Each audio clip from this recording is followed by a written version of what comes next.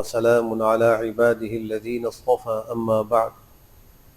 فعن ابن عمر رضي الله عنهما قال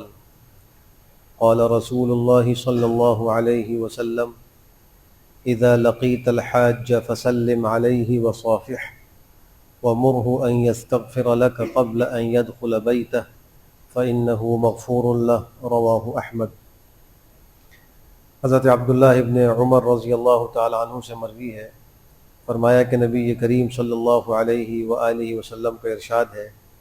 کہ جب کسی حاجی سے ملاقات ہو تو اس کو سلام کرو، اس سے مصافحہ کرو، اس سے پہلے کہ وہ اپنے گھر میں داخل ہو اپنے لیے دعائے مغفرت کی اس سے درخواست کرو کہ وہ اپنے گناہوں سے پاک و صاف ہو کر آیا ہے۔ حدیث شریف میں آتا ہے کہ جو حج کرنے والے ہوتے ہیں وہ اللہ کا وفد ہوتے ہیں، اللہ سے جو مانگتے ہیں اللہ ان کو عطا فرماتے ہیں، اگر مغفرت کا سوال کریں اللہ ان کو بخشش نصیب فرماتے ہیں۔ نہ صرف یہ کہ یہ فضیلت ان کی ذات تک محدود ہوتی ہے، بلکہ وہ جن جن کے لیے سفارش کرتے ہیں، دعائیں کرتے ہیں، اللہ ان سب کے لیے بھی ان کی دعاؤں کو قبول فرماتے ہیں۔ تو حکم یہی ہے کہ جب حاجی حج کر آ جائے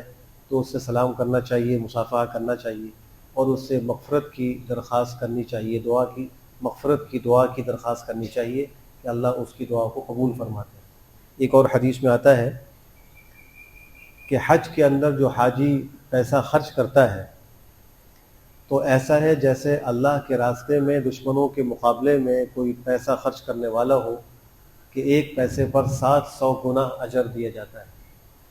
تو حج کرنے والوں کو چاہیے کہ وہ حج کے سلسلے میں خرچ کرنے میں بخل سے کام نہ لیں۔ بہت سے لوگ وہاں جا کر صرف ریٹوں کے اوپر جھگڑ رہے ہوتے ہیں کہ یہ چیز اتنے کی کیوں ہے، اتنے کی ہونی چاہیے،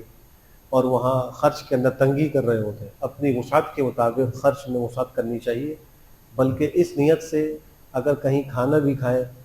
کہ یہ یہاں کے رہنے والے مقامی لوگ ہیں، میرے کھانے کے پیسوں سے اس کو نفع ہوگا، تو اس پر بھی اللہ کے ہاں حج میں خرچ کرنے کا ثواب حاصل ہوتا ہے۔ اتنی بڑی فضیلت، ایک انسان ہے اس نے حج کے لیے جانا ہے، وہاں اس کو کھانے پینے کی ضرورت ہے، دیگر اشیاء کی ضرورت ہے، وہ اس کو خریدنی ہے، لیکن اگر وہ اپنی نیت درست کر لے اور یہ نیت کرے کہ یہاں کے لوگوں کو میرے اس خریدنے سے فائدہ پہنچے گا، تو اللہ اس کا یہ خرچ کرنا بھی حج میں خرچ کرنا شمار فرماتے ہیں، اور حج میں خرچ کرنے پر 1 روپیہ کے بدلے میں 700 گنا اس کو نصیب ہو رہا ہوتا ہے۔ اللہ ہم سب کو بہتر عمل کی توفیق نصیب فرمائے۔ الحمدللہ رب العالمین۔